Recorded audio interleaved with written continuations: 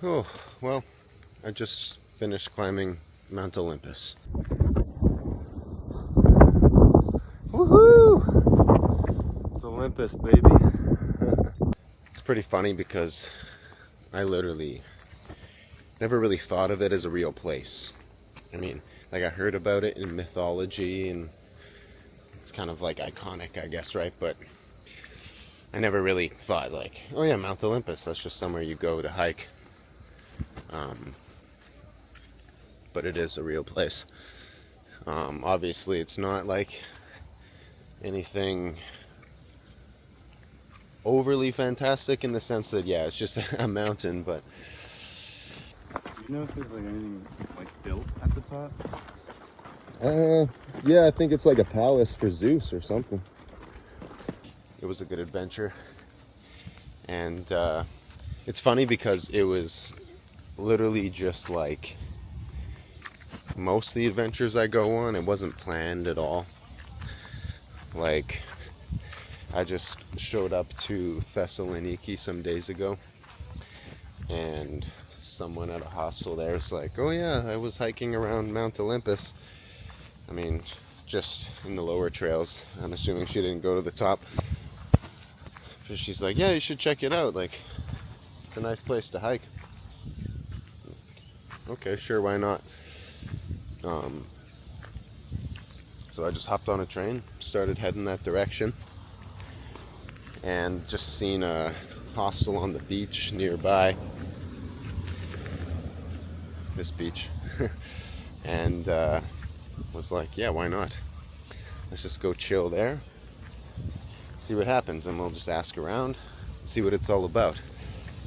So I get off the train and start walking. It's like blistering heat, like 33 degrees or something, and I don't know, it was like a 40-minute walk, I guess. It's funny because the guy at the hostel that I came from was like, oh, don't worry about it, it's a short walk. I mean, it's not that long, but when it's really frickin' hot, it's kind of long. But anyway, cruised on over there, and I get off the train, and I just see some other guy walking. I'm like, hey, where are you going? He's like, oh, I'm going to this Summit Zero hostel. I'm like, okay, cool, we'll walk then. And so we get to talking, and he's like, yeah, this is like on my bucket list. I've been planning to hike this for years and this and that. I was like, okay, kind of asking questions like, what's it entail? Like, do you need equipment? Like, how hardcore is it?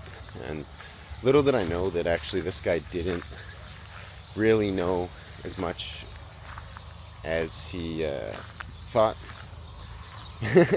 But basically he's like, no, like, shouldn't be too bad of a hike. And I was kind of like, okay, well, maybe I can do that then. And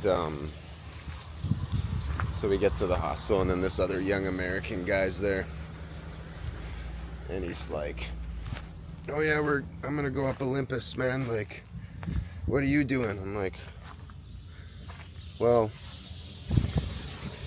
guess I'm coming with you guys. I'm like, okay, let's do it. Which was definitely wicked because, as I found out later on, I probably wouldn't really have wanted to do it by myself. This is awesome. Awesome. And slightly scary. There was like one other guy we met on the way up there. He was out by himself.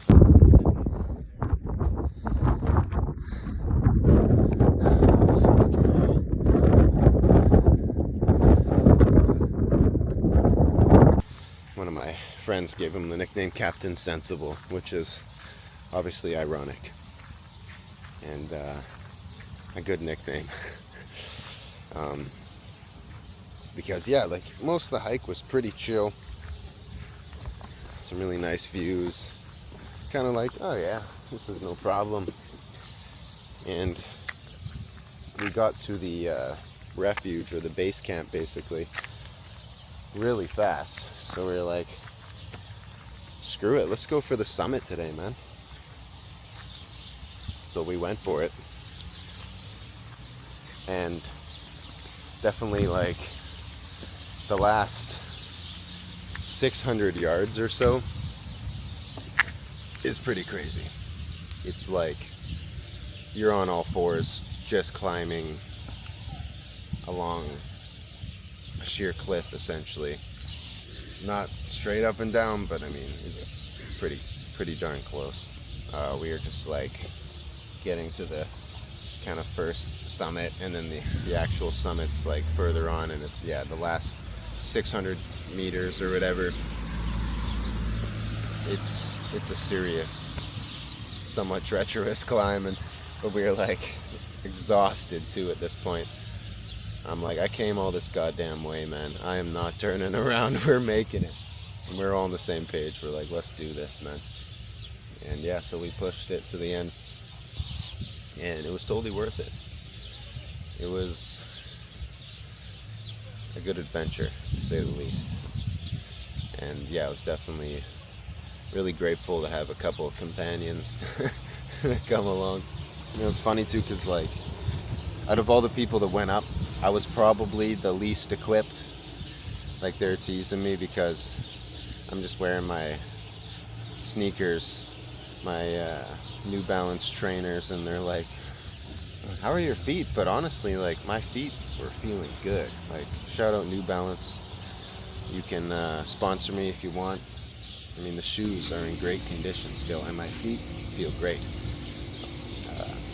The rest of my body, mostly just like from the hips down, that's another story. But as far as my feet go, yeah, perfect, man.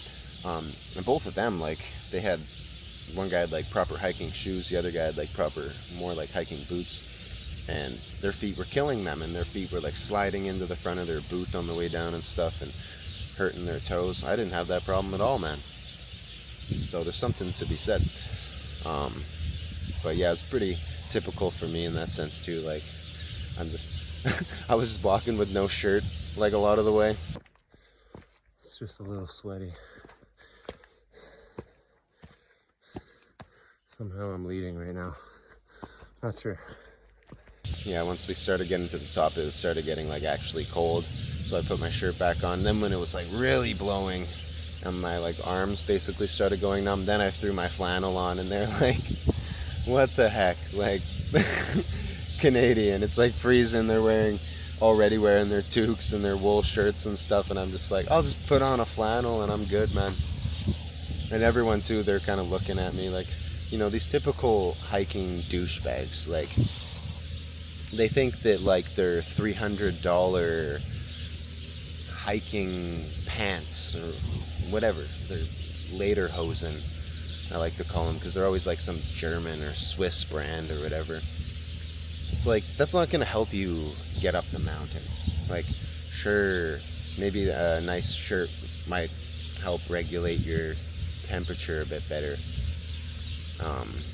Like I said, maybe proper footwear would be perfect, but honestly, dude, my shoes underrated. Like, the grip was perfect. It wasn't slippery. My feet were comfy. They feel totally fine. It's all mental, you know? Like, yeah, this is a typical thing when I go hiking. You'll go up the trail, and me and my friends in the past, we'd be wearing just like jeans and be carrying a water bottle, you know, jeans and a flannel, and some frickin' guy would come down with his hiking poles and his expensive like hiking brand hat, you know, and his like gay vest, whatever, like he's got 30 layers on and these $300 pants. Well, you guys better be careful up there, you know, this is a serious hike. Like, thanks for letting me know that you're retarded. That's basically the only proper response. Like, looks can be deceiving, and you can spend all the money on the world on all the stupid clothes that you want. It's like buying like the best running shoes and the best like aerodynamic clothes, but if you don't train, if you don't have willpower, you don't have mental strength, it doesn't matter. It really does not friggin' matter how good your gear is, like, you know. And you just got to know your own limit. So anyway, it's a great walk, and totally worth it. The refuge, however, wasn't really worth it. The refuge was kind of shitty. Like, didn't sleep good at all. How was your sleep, Johnny? Terrible. And a scam. They have like, I'm pretty sure it's like infinite fresh water. It's like a spring, but yet they're like bringing bottled water up the mountain to sell to people. I mean, I don't know. And they didn't have hot water either, so I was like, I'm not showering. The last thing I want right now, with all my muscles aching, is to take a ice cold shower. Oh yeah, that's great. No. Yeah. Not an optimal stay. It's also funny because we are the last ones of the day to summit, so when we come down, they had already stopped serving dinner, but we made it just in time for last call, basically. So we got some beers in before bed, and that was good enough. I mean, yeah, like the final peak part, man. It was, I could say it was scary, but I was not scared at all. Like, because I've been in kind of situations like that before, and also I just had it in my mind. I'm like, just be calm, just, 3 points contact, like always be holding on to something. Take your time, be careful, you'll be fine. Sure enough, all of us made it out unscathed, so that was nice. I was also thinking, like, the fear of, like, the overall endeavor of it, especially the last treacherous part, was nothing compared to, like, the fear of not doing it. And it's kind of like something a lot of people have asked me through like social media as well as just in person. People are like, man, like, old friends too, like, you're crazy, like, how do you just leave everything behind and go traveling? Or, how did you just buy a one-way ticket to South America with no plan?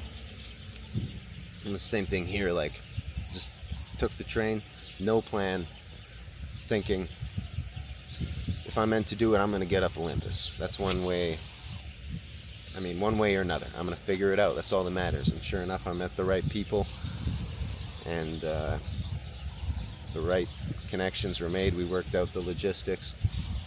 Boom.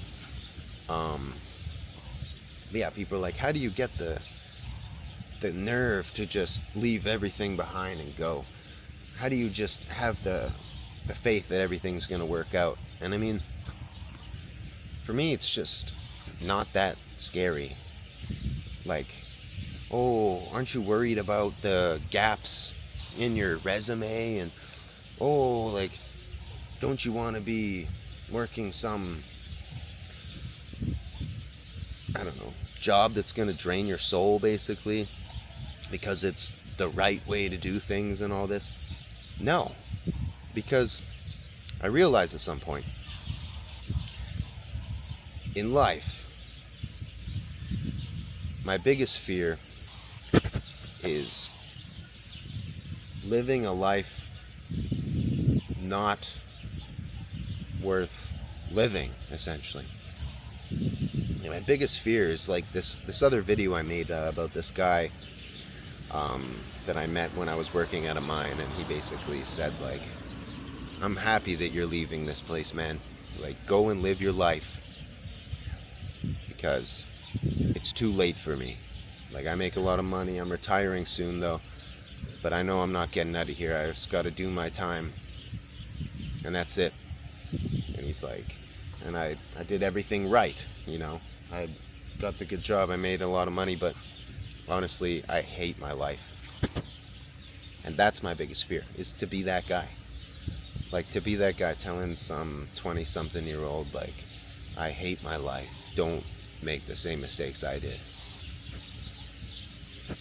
So that fear to me is way worse than, oh, what are people gonna think about the way you're living? Oh, like, what's your family gonna say about your life choices? Like, oh, what about future employers?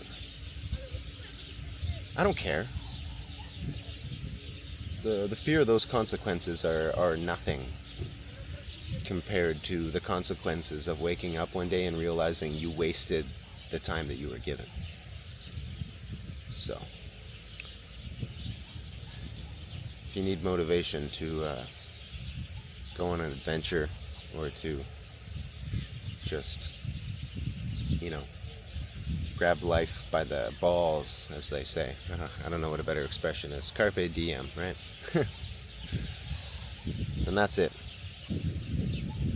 Think about, if you're miserable now in what you're doing, how miserable are you going to be in another 10 years? You know, that's what I realized. At some point I was just like not happy with the way that I was living my life. And like, sure, I could have followed this path and played the safe way, but I was already unhappy. How unhappy would I be if I would have done that for years on end, and then got to the point where I'm old and realized it's too late to change? So that's basically it. Go live your life and climb a frickin' mountain. Something like that.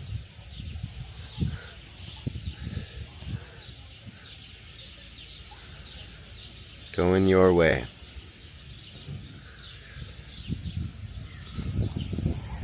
I'm going my way. Yeah, somewhere behind this kind of big mountain you see, that's where the summit is. It's a long ways away from here.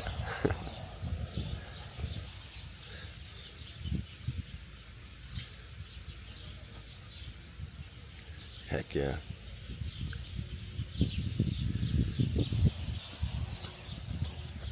That's it. It's like, I'm not gonna wake up one day and be like, oh, I'm sure upset that I spent all this money climbing Olympus and swimming in the ocean in Greece.